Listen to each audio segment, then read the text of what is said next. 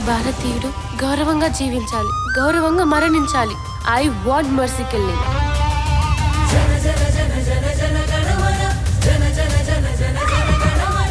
అనాథులంటే దొంగలు కారు.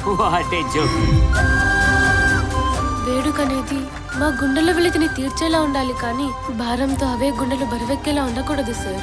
రే మామ, ఎవర్రే gold fish? ఇలాంటి ఓడికి చేప తినాలని ఆశ కలగాలి గాని దాంతో వ్యాపారం చేయాలని ఆలోచన రాకూడదు. మా బతుకులు కడ్డొస్తే బసవరాజు ఏంటి ఆడు బాబునే ఎదిరిస్తాం. ఏం మాట్లాడుతున్నారా?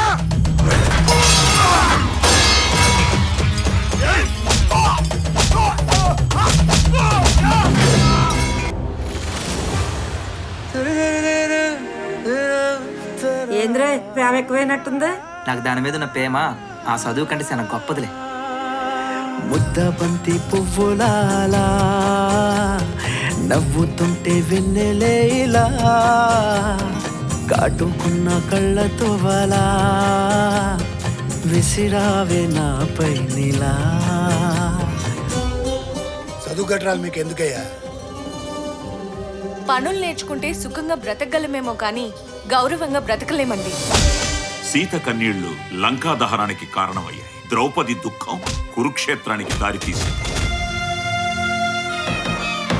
మీలాంటి అనామకుల చావు బతుకులు మా నిర్ణయాల మీదే ఆధారపడి ఉంటాయి. వీలైతే అన్ని మతాలు తమ మత గ్రంథాలుగా మన భారత రాజ్యాంగాన్ని బోధించండి.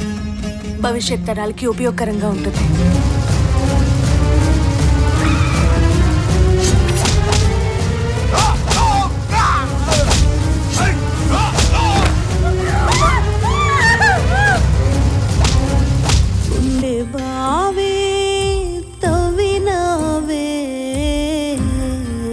మానసిక క్షోభను అనుభవించే కంటే చచ్చిపోవడమే మేలనిపిస్తోంది సార్. నీకు ఆ రైట్స్ లేవు. ఈసారి మిమ్మల్ని కూడా చంపేస్తా.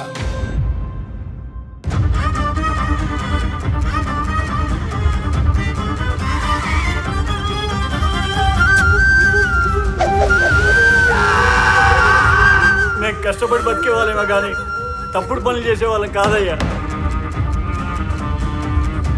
ఇంకేదైనా దాన్ని కాల్చి తింటారా? చంపితేనే పరువు ఉంటుందంటే ఏవైనా చేస్తాను.